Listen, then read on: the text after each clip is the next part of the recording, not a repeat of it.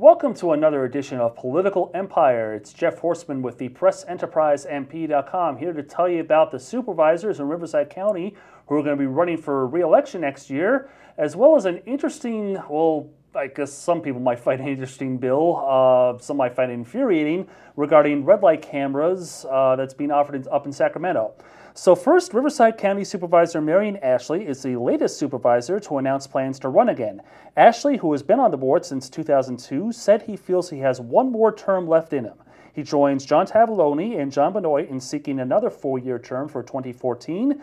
Ashley faces a possible challenger in former Beaumont School Board member Mark Orozco, while Benoit could be challenged by term-limited Democratic Assemblyman Manuel Perez of Coachella.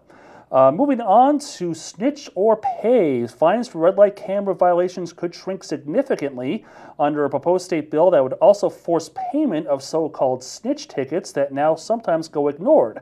Under the Assembly bill, if a driver gets a ticket in someone else's car, the registered owner would have to turn in the driver or pay the fine. And here to talk about the legislation is reporter Alicia Robinson. Alicia, why is this bill being offered and what's been the reaction to it? Well, Jeff, we are talking about AB 666. Some people have made sport of the unfortunate number that it received.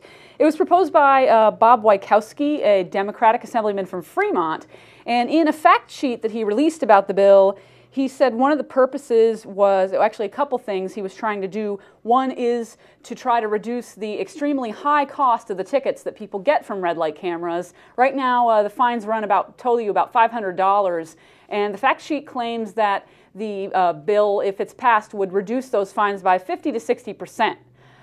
Another thing he was hoping that the bill would achieve is to, by changing the process how the tickets are administered, it would reduce the burden on the state court system, because you would go to, for your initial hearing or any questions or concerns you had about your ticket, you would go through an administrative process set up by the city whose cameras you had allegedly committed the violation in.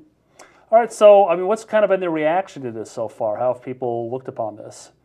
Well, the reactions have definitely been mixed. I mean, there's always been, I think, a sentiment about the cameras of, you break the law, you should pay a fine or you should pay the penalty, because, you know, some people feel it doesn't matter whether it's a police officer sitting there catching you doing it, or if it's a camera, if you broke the rules, you broke them. So I think those people feel like that camera programs should remain in place, and that this does not, have any kind of a negative impact on their opinion of the cameras. However, other people have opposed the provision about, requiring you to essentially turn in the driver if someone else was using your car and committed a violation. They don't feel that that's an appropriate provision. And some people also have raised questions about whether or not your right to have your day in court is still retained if they shift the administration of these tickets to the cities. Although my understanding of the bill is you still can appeal to the court system if you disagree with the city's decision on whether the ticket should stand. All right, now we have had a number of inland jurisdictions that have red light cameras. What's the status, of some of these cities that have these cameras? Well, the inland area, as you know, is a geographically very large place, but I don't think we ever had a huge number of cities with camera programs.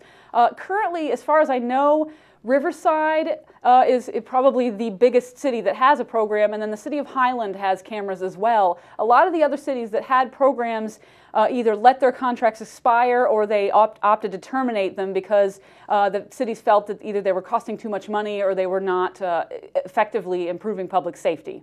All right, well, thank you very much, Alicia. Appreciate it, and thank you for watching Political Empire. We'll see you next time.